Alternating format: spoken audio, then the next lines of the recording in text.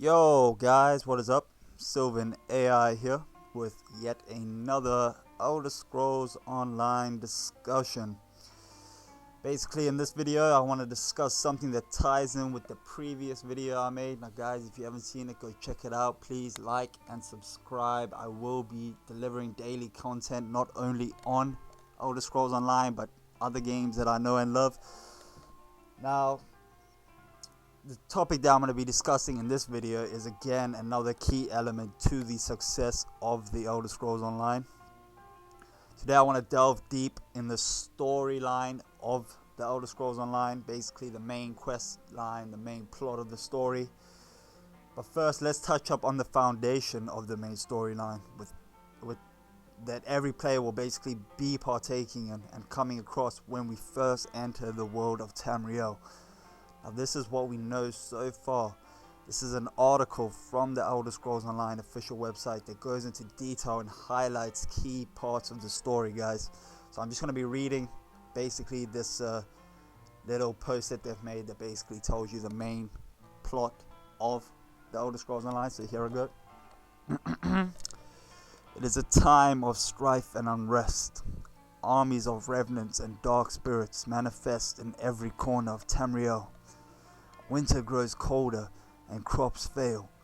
Mystics are plagued by nightmares and portents of doom. From years ago in 2E578, an arcane explosion of energy in the Imperial City set off mystical aftershock that swept across Nirn. Mages died or went mad.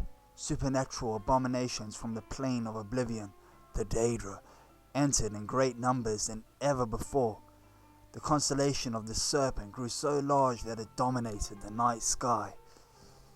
So began the grand scheme of Molag Bal, Daedric Prince of Domination and Enslavement. His dark anchors, vortexes of evil magic, weakened the barrier between two worlds, threatening to merge Nirn and Oblivion into a single, nightmarish hellscape. In the midst of this chaos, three alliances vie for control of the Imperial City and the White Gold Tower.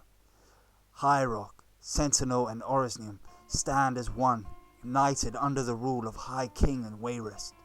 Valenwood and Elsewhere have forged an alliance of their own with Somerset, while Blackmarsh, Morrowind and Skyrim have formed a third uneasy pact.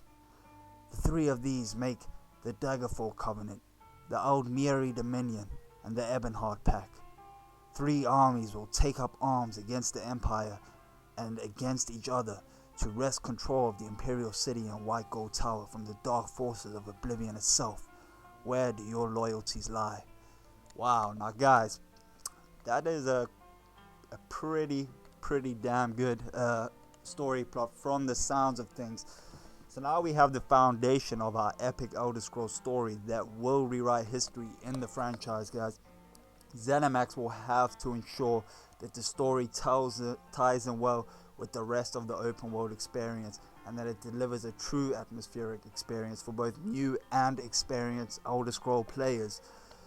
Personally, this story is building up to be one of my favorite plots of any Elder Scroll titles. Oblivion, I think, being my current favorite. But will it deliver like the previous Elder Scroll titles is what people are worried about. Well, any experienced Elder Scroll enthusiast would tell you that Elder Scrolls stories immerse and entertain the player from start to end, allowing exploration of the open world environment, battles with large arrays of enemies, and finding the smaller caves along the way. It's that wow, what's in the cave on the way to your next quest defines the Elder Scroll franchise. It's getting the smaller and subtle quests along the way to your next main quest that makes the experience and immerses the player deeper into the game. So it's not just the main quest line that makes the main plot of Elder Scrolls better. It's when the character has the ability to create his own story, to take up swords and make his own quest. You create the story of your character. That's also another key feature where immersion plays a large part in it, because that's how a player immerses deeper into wanting to make his story better, into wanting to create a better legacy for himself. Now, this is something ZeniMax will have to deliver like previous titles did, and I believe that this being an MMO, they're going to have to do better than previous Elder Scroll titles. They're going to have to +1 everything. They're going to have to immerse the player a lot sharper, a lot more in detail than the previous Elder Scroll titles did. And this is definitely going to be a key denominator in this MMO particularly. Again,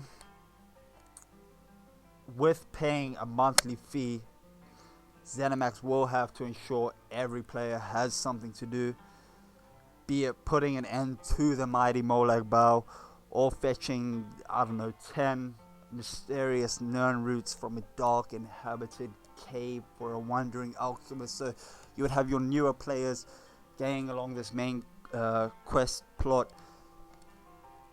trying to bring down Molag Bal, and then you would probably have your more experienced players who have done your more in-detail quests, doing smaller, like a different array, a different variety of quests. So you will have, like Skyrim, your smaller fetch quests where you go into a cave and you fetch your miscellaneous quest items for a AI,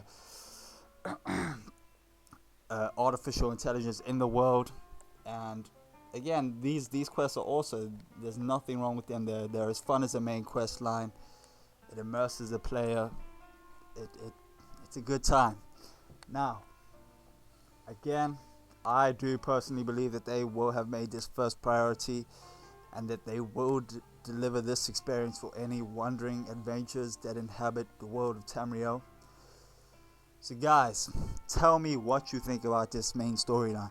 Which one was your favorite? Which one stood out most to you? Was it Morrowind? Was it Oblivion? Was it Skyrim? There's a large array, a large variety in every Elder Scrolls game, and I believe personally that Elder Scrolls Online will deliver this and then some, because with it being an MMO, it's asking players to pay a monthly fee. They're gonna have to deliver something special. They're gonna have to deliver a game with a lot of meat on it that the players can chew through until the next major update, which should enhance the experience, bring in more content.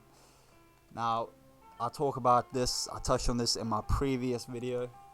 If you guys haven't checked it out, please check it out. Guys, don't forget to subscribe. I will be bringing daily content, touching on not only the Elder Scrolls, but other games. I want to touch on the new Alien game that's coming out in a later video, which I think I will be doing, the Alien Isolation. Another game I'm quite excited for, believe it or not, is actually Lego The Hobbit. I know a lot of you are probably like, what? Lego The Hobbit? What? But no, I love the Lord of the Rings franchise, The Hobbit.